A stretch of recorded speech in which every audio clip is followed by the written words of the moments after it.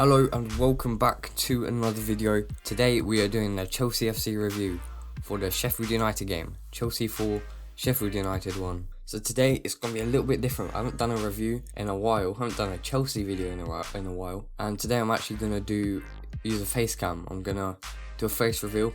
So here we go. Hope you like my face. So yeah, hello, this is me. I'm Nate. Yeah, I've been doing this channel since lockdown. I got a little bit bored, so I just thought, why don't I make a Chelsea YouTube channel? And it actually started popping off. I was so happy with all your guys' support. Yeah, it means the world to me. All the views, all the comments, all the likes, all the subscriptions. But there is one thing that I'd like to have a word with you. Just look at this. I was going through my YouTube. I was seeing how many people subscribed to me, what percentage. And look at this. I know, I could not believe it. Can you believe that 12% of you is subscribed since I made this? And I'm already on 4,000 subscribers. And with my maths that I've done in my head, actually not on a calculator, if every single one of you that has watched my video has subscribed, I would be on 30,000 subs. That's just insane to me. So if half of you can subscribe, I'd be on 15,000. So please subscribe. It'd mean the world to me. And we're fellow Chelsea fans. And yeah, let's get into the video. So yeah, obviously Chelsea 4, Sheffield United 1. Game didn't really go off to how Chelsea fans would have wanted, going 1-0 down, but it was all worth it in the end. So my man of the match was Hakim Ziyech, and it happened to be the actual man of the match. He played so well. His link-up play with Reece James is actually, it's so exciting. I can't believe that he cost £30 million. 30. And that looks like one of the bargains of the season. He got man of the match yesterday because he was cutting the side of his left foot, which is like a wand, and then he could just curl it back post. That's what he did for Ben Chilwell's goal. Thiago Silva also crossed it in for Thiago Silva from the free kick. Thiago Silva glancing header into the other side of the goal. He got his first goal in Chelsea colours, and yeah, he had an outstanding performance, by far his best performance in Chelsea blue, which is literally, it's his third game. But right, now let's go on to compliments. Chelsea, like I said, they went 1-0 down within 10 minutes to David McGoldrick. Why does he love scoring against Chelsea so much? Last season we lost 3-0. I still remember that, still in my memory. We lost 3-0 to Sheffield United last season, towards the end after the restart. But I remember, was it 2 goals he scored? Can't remember. Well, it made me sad for about a week. And then, yeah, for the goal that David McGoldrick scored, it was actually Hakim Ziyech's fault. I just gave him man of the match, and it was his fault. He fell asleep. He didn't pick up the play on the edge of the box, which was Ollie Norwood, I think. It might have been Baldock. Or anyway, Norwood, like a nice disguised pass down to Baldock, who just cut it back for Berger. Yeah, I don't know how to pronounce his name. Who shot with his left foot. It was a bit of a timid attempt, but Mendy had it covered. Only for David McGoldrick to change the direction of the ball. He was facing the wrong way, and he just flicked it, and it went the other side of the goal. And Mendy could have done nothing about it. The only person's fault, I think it was Ziyech's maybe, and also N'Golo Kante. He could have read that Norwood was going to go back to Baldock to cut it back. But anyway, other than that, this was a brilliant performance from Chelsea. Like I said, Hakim Ziyech was insane. He was the best player on the pitch, and he didn't actually manage to get a goal. It would have been 3 goals in 3 games for the Moroccan international. He did get 2 assists though. It should have been 2 more, because Hakim Ziyech, it was from a free kick. I think it was Reece James or Ziyech was going to take it, and he smashed it. He curled it right to the back post, and no one managed to get a head on it or touch it. Ramsdale kind of parried it straight to Timo Werner, who it was hard for him, to be fair, and he kind of slid in and he hit the bar. I think that would have been Ziyech's assist if he had scored that, and then no one really had the reaction to tap it in. So Sheffield United got lucky there. So that should have been 5-1. Ziyech with 3 assists. And again, straight after the... I can't remember whose goal it was. It might have been...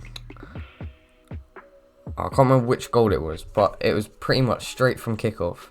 Hakim Ziyech curled it, like kind of like over the top, through-balled it, just dinked it over. It cut the Sheffield United defence to shreds basically, and Werner, who was running through, who the ball was to, he tried to dink Ramsdale as he was coming out, like trying to volley dinked him, and it just went inches wide. It was unlucky for him not to score, but I was surprised. I could not believe that Timo Werner missed that opportunity. Thiago Silva had a very solid defensive display once again, and he managed to get his first goal for Chelsea. And Tammy Abraham also took his chance after being played striker for the second game in a row. With Pulisic injured, Werner is playing left wing and Tammy Abraham is playing up top. But that's not the only way we could go. We could play Timo up front, like he's really meant to be a striker, and then Hudson-Odoi on the left, or Mason Mount on the left. Mason Mount also had a decent game. He was Chelsea's only good player in the first opening 15-20 minutes. But then kind of it went a bit quiet towards, or when the whole Chelsea team started to perform together. So now on to criticisms. Basically, in the first 10-15 minutes, Chelsea almost seemed they didn't think Sheffield United would attack them with so much power and like how they did. And it was kind of like it showed. The skies passed from Norwood, like I said again. Baldock cut it back for Berger, who shot. McGoldrick just redirected the ball into the other bottom corner. And yeah, Mason Mount was the only standout player in the first 15 and 20 minutes until Tammy Abraham kind of scuffed the shot. I don't think he really meant to hit it against the ground, but he would take it. It went in. Ramsdale didn't really have a chance. It was when you hit it against the ground, it's so hard to like tell or like predict where the ball's gonna go, because it just happens too quickly. What else? Reece James, he didn't really have his best game. He made a couple of silly errors that led to, like, I remember he just passed it straight to McGoldrick at one point. Like, I'm not really sure what he was doing, but nothing came out of them. We had Thiago Silva and Zuma at the back to sweep up, and yeah, he couldn't really get many opportunities to cross. He did have one where he just fizzed it across the front post. Tammy Abraham sort of managed to like back heel it, flick it, sort of thing that David McGoldrick did, and it was kind of going wide, and Timo Werner or Chilwell could have just tucked it in, but it happened all too quickly, and then Chilwell managed to get a shot away, but Ramsdale saved it. Yeah, Reece James, basically, because Reece James and Ziyech are playing so well together, Reece James would drive it up the line, get it to Ziyech, maybe go back to Reece and cross it in from Reece, or Ziyech would just cut it onto his left foot and just curve it to the back post, which was happening most of the time. With Reece James, he was also taking most of the corners last season. Or no, Mason Mount was, but he was taking like free kicks. Reece is good at free kicks. We have two great players in Reece and Mason, two young players who are brilliant from set pieces. Now we have Ziyech, and now we also have Chilwell. So yeah, Ziyech took all the free kicks away from Reece James, so we couldn't really get any assists. But he didn't have his best game, but he didn't do anything wrong to, I don't know. He could be benched next game for Azpilicueta, but he's not as attacking as James. And like I said again, there was nothing Mendy could do for David McGoldrick's finish. So now lastly on to improvement areas. This used to be called what to do next time, but I've changed it to improvement areas. So Chelsea's next game is away at Newcastle on the 21st of November. So next week's going to be the international break. England are playing Ireland, the Republic of Ireland, on Thursday. And it's an international friendly. It's not actually one of the qualifyings. I think England are pretty much through. They play Belgium next Sunday. But yeah, this is a friendly on Thursday. And I wouldn't be surprised to see the likes of Mason Mount, Reece James, Ben Chilwell, and also Tammy Abraham maybe get a start or just come on for 10-15 minutes at the end of the game. Yeah, also, I didn't mention this. Mateo Kovacic actually limped off after what looked like he kind of like rolled or twisted his ankle in the box. It wasn't another player's fault. I think he just kind of slipped and rolled it. But he walked off okay-ish. Maybe he won't play for Croatia midweek. We're playing Sweden, but maybe he can like recover and be back for Newcastle in 2 weeks' time. As I'm making this video, Kai Havertz and Christian Pulisic were both out for this game after Kai Havertz actually tested positive for COVID-19. So it's a bit of a shame. Apparently he's showing no symptoms, but he's alright. But he can't play, he can't go out because he just pass it on. And also Christian Pulisic, it's so annoying. I just want to see him play like he did when he came off the restart and he was just driving at defenders. So direct, his dribbling and his pace just caused so many problems. We won penalties from him, he was scoring against City. We won Liverpool the title because of Christian Pulisic basically when we beat Manchester City. And I just want to see him back. He's so good. And I'd love to see him next to, or just in front of Ben Chilwell on the opposite side of Hakim Ziyech. It would be so good. I just hope that he's okay, because against, who's our last game? Burnley. At the start, in the warm-up, he was due to play, and I was excited. I thought, yes, he's finally going to play. He's going to get his chance. But in the warm-up, he kind of felt something in his hamstring, and he told Frank that he didn't want to play. So they gave him a scan. They said, okay, yeah, it's probably not worth risking you today. Let's just play Timo on the left wing. And he did fine. I think he scored twice. Am I wrong? No, I can't remember. Maybe he scored one. Ziyech scored one and got an assist. My memory's not good. It's only a week ago, mate. But yeah, Pulisic, yeah, he thought it was just a little tiny knock that they didn't really want to risk. It turns out it's a lot more serious than they thought. So he might be back for the 21st. He might not, which would be a shame if he's not. But yeah, like I said, Newcastle, they're on some good form. Newcastle on the 21st, on Sunday, they beat Everton 2-1 with Callum Wilson. Is it Callum Wilson?